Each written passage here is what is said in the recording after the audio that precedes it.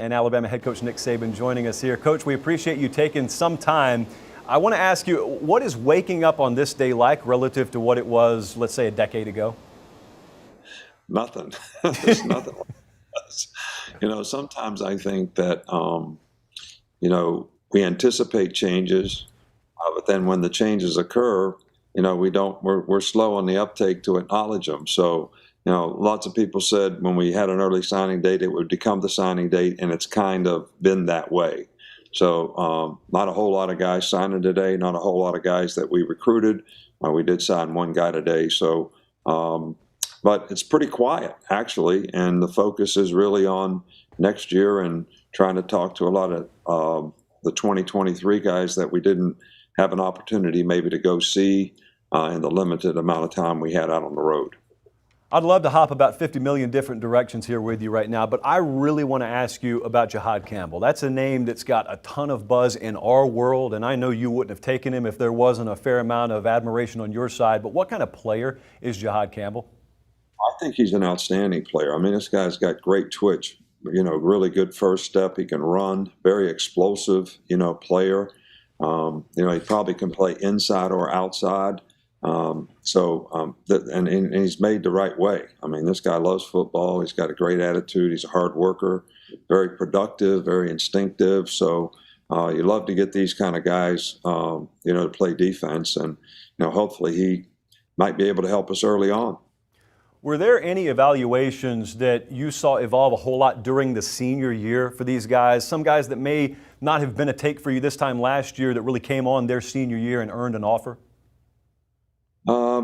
You know what? I mean, that's the one thing that I'm not crazy about, that when we moved up the recruiting calendar to have the early signing date and to push up the visits and, all that sometimes, the guy that we signed today, Danny, was really a guy that, we looked at this year as a senior, thought he played better.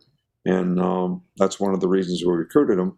So, but I think a lot of guys that have great senior years and a lot of the big kids, especially who develop late, probably don't get some of the opportunities that they deserve because we're already down the road with, guys that we started recruiting when they were, juniors or whatever. So that's one thing that I don't like about, the early sign is sometimes, I'm old enough that I recruited when you didn't offer a guy until after his senior year.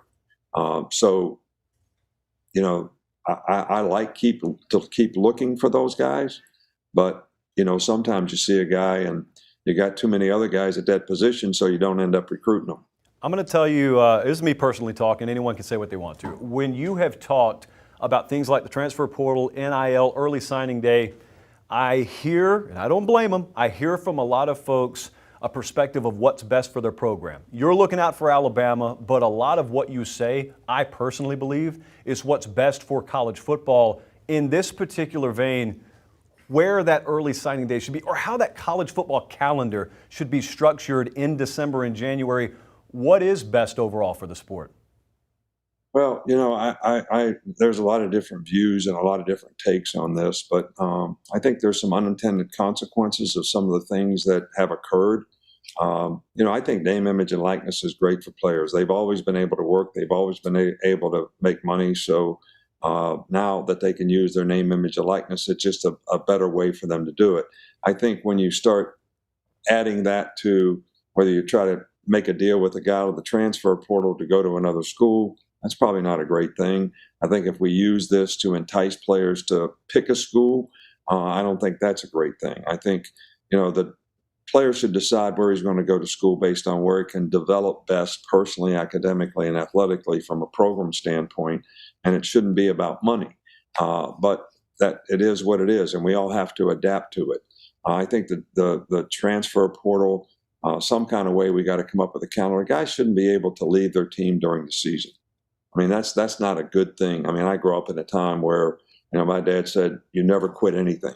You got to finish what you start. You made a commitment to something, you got to finish it. I think, some of the values that we have, that we teach guys through athletics, whether it's, making good choices and decisions, having self-discipline to make good choices and decisions, having perseverance and resiliency to overcome adversity, pride in performance. All these things are really values that will help you be successful in your life.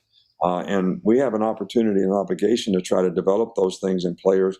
And that's what coaching is, all about. It's a big part of it. So, and I think, sometimes you can change the culture or it makes it more difficult to do that. And the question would be, is a guy better off developing those things and learning how to grind through and really take advantage of his opportunity when he gets an opportunity, which is what's going to happen in life. You can be frustrated with your circumstance, which we had some guys on our team that were young players that were, and maybe they didn't develop and work as hard and prepare for games like they should. And then when they got a chance to play, they didn't take advantage of their opportunity because they didn't prepare correctly. Well, at a place like Alabama, you need to grind every day so that when you get an opportunity, you're going to be ready to take advantage of it because you're going to get recognized and you're going to get looked at by a lot of people. So you want to create value for yourself. So I think all these things are things that are better for the player in terms of his development and his chances of being successful off the field and on the field. Coach, I got one more for you. I'll get you out of here. I'm looking at Jahmyr Gibbs. I'm looking at Eli Ricks and Jermaine Burton. These are high-profile players that you've been able to add via the transfer portal. Different programs are at different points in their lineage. Some of them hope and pray they can get big-time names that will change the trajectory of their program. You guys, at least from my perspective, have been able to use that more as a luxury. But what's that process like in identifying not only who's in the portal, but whether that's a fit for this program?